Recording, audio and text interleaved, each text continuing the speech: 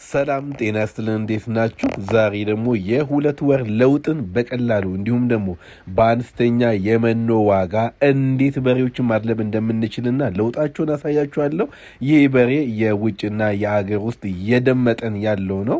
በአማርኛ ዲቃላ የምንለው ነው። ይሄኛውን በሬ በአጭር ጊዜ ወደዚህ ለውጥ ማምጣት ተችሏል። በሁለት ወር ጊዜ ኦር ደግሞ በ60 ቀን ውስጥ ወደዚህ ለውጥ ማምጣት ይችለናል። ይሄኛውን ለውጥ ያመጣ ነው 3 አይነት መኖ ብቻ በመመገብ ወደዚህ ደረጃ ማምጣት እንችላለን። ኢቭን በሬው የውላችሁ መነሳት እስከሚከብደው ድረስ ይሄኛውን ስራ ልንሰራ ችለናል። ስለሆነ ለውጦችን እያየው ወደ ስራ እንሄዳለን። ሁለተኛዋ በሬዋ ደግሞ እቺኛዋ ነች። እቺኛዋ በሬ መልኳ ቡሬ በጣም የምታምር እንዲሁም ደግሞ የመሀል ሀገር የሸዋ ነች። ስለዚህ እቺኛውን በሬ በቀላሉ በለውጥ ወደዚህ ማምጣት ተችሏል። ይሄኛውን በምንድን ነው? በሁለትና 3 አይነት መኖ ብቻ ወጪ ሳናበዛ የበሬዎችን ክብደት መጨመር እንችላለን።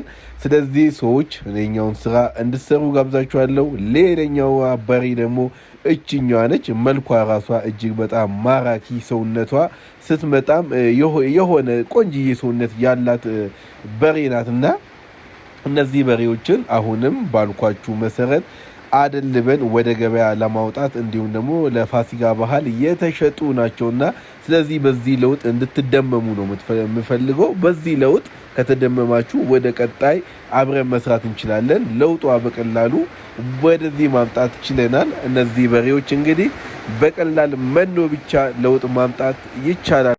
በብዛት ብዙ ፋርሞችን ለማየት ችያለው። እንዲሁም ደግሞ መከታተለው ፋርሞች አሉ። ስለሆነ በብዙ ፋርሞች ላይ የማየው ስህተቶች ምንድነው? 6 አይነት የመኖ አይነትን የሚሰጡ ሰዎች አሉ። ለምሳሌ ፍሩሽካ የምትሰጡ ከሆነ ፊኖ አያስፈልግም። ለምን? በፍሩሽካ ውስጥ የሚገኘው ካርቦሃይድሬት ፊኖ ውስጥም አለ። እንዲሁም ደግሞ በሌላኛው ውስጥ የሚገኘው ፕሮቲን በሌላ ውስጥም አለ። ስለዚህ የምንሰጠው መኖ ተደጋጋሚ መኖ ይሆንብናል። ለምሳሌ በቆሎ የምንሰጥ ከሆነ በቆሎ ውስጥ ካርቦሃይድሬት አለ። ፊኖ የምንሰጥ ከሆነ እዛ ውስጥም ካርቦሃይድሬት አለ። ስለዚህ 2 ካርቦሃይድሬትን መስጠት ነው። እንዲሁም ደግሞ ሌላ የገብስ ፍሩሽካ የምንሰጡ የተለያየ ሌላ ደግሞ የአተር ገለባ የምንሰጡ ሰዎችም በውስጡ ያለ ይዘታቸው ተመሳሳይ ስለሆነ ስለዚህ የፍሩሽካ አይነት ማብዛት አንድ አይነት ይዘትን መስጠት ስለሆነ ስለዚህ ፍሩሽካዎች ስትገዙ በተለይ ብታማክሩኝ በቴሌግራም ብታወሩኝ መልካም ነው እላችኋለሁ።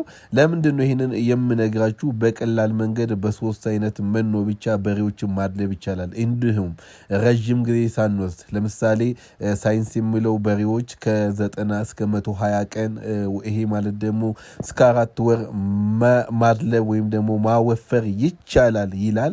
እኛ ደግሞ በዚህ ተቃራኒ እስከ 60 ቀን ከበዛ ደግሞ 3 ወር ላይ በሬዎችን ማድለብ ይቻላል እያልን ነው። ደግሞ ከማለት ባሻገርም በስራ እያሳየን ስለሆነ ይሄኛውን ስራ መስራት የምትፈልጉ በተለይ ሁሌ እንደምለው ግዢ ላይ መሸወድ የለባችሁ።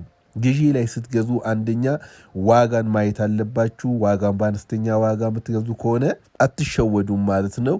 ሽያጭ ላይም አትቸገሩም ማለት ነው። አነስተኛ ዋጋ ስላችሁ በጣም በሞተ ዋጋ የሞተ ከብት መግዛት ሳይሆን ይሄ በሬ እኔ ጋር ከመጣ ስንት ጊዜ ይቆያል፣ በአጭር ጊዜ ውስጥ እንዴት ይደልብልኛል።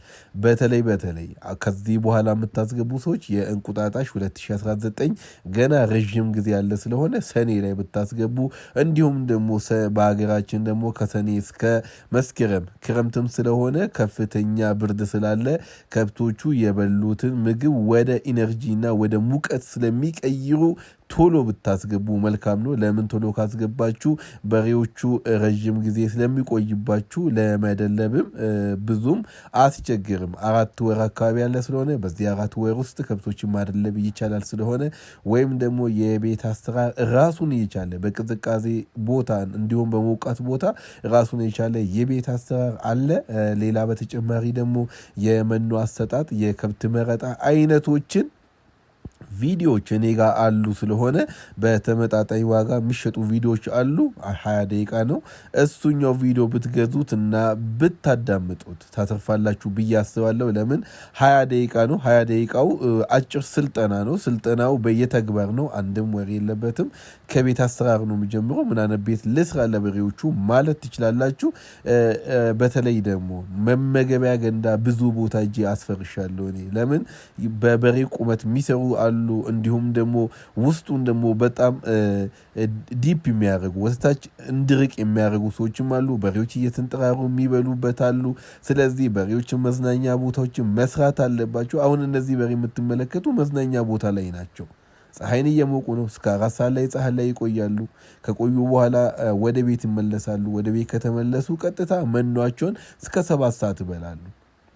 እስከ 7 ሰዓት መኖ ካበላችሁ በኋላ ደግሞ ማታ ፀሐዩ በረድ ካለ ከ9 ሰዓት ተኩል እስከ 10 ሰዓት ወይ ደግሞ ከ10 ሰዓት ጀምራችሁ እስከ 12 ሰዓት ተኩል ብርድ ሳይወርድ በዛ ማል ያለውን ጊዜ ማዝናናት ትችላላችሁ ወደ ውጭ አውጥታችሁ ማሰር ትችላላችሁ ኢቭን አጥር ላይ በረንዳ ነገር ሰርታችሁ ከብቶቹ እዛ ስር እንዲቆሙ እንዲተኙ ማድረግ ትችላላችሁ ለምን በማዝናናት ብቻ በመተኛ ብቻ ኪሎ መጨመር ምርትን መጨመር ይቻላል ስለዚህ በሚተኙበት ቦታ ያመነጅጋሉ አንድ በሬ ለመደለብ የበላውን መኖ ቢያንስ ለማመንጀክ 8 ሰዓት ይፈጅበታል ስለዚህ በዚህ 8 ሰዓት ውስጥ ማረፍ አለበት እንደምታወቀው ደግሞ ከብቶች የሚያመነጅጉት ስተኙ ነው በብዛት የሚያመነጅጉት ስለሆነ ስለዚህ ይሄኛውን ስራ ወደ ስራው ሳትገቡ በፊት ስለ ስራው በደንብ እወቁላችኋለሁ እስካሁን ከናንተ ጋር ቆየሁኝ አብዲ ቤት ነኝ ይሄኛውን ቻናል ሰብስክራይብ አድርጉልኝ ሼር አድርጉ ላልሰሙ ሰዎች አድርሱ ስራውን ስትጀምሩት ምናልባት ክሳራ እንዳጋጥማችሁ መጀመሪያው ስለ ስራ እወቁላችኋለሁ መልካም የስራ ጊዜ ይሁንላችሁ ባይ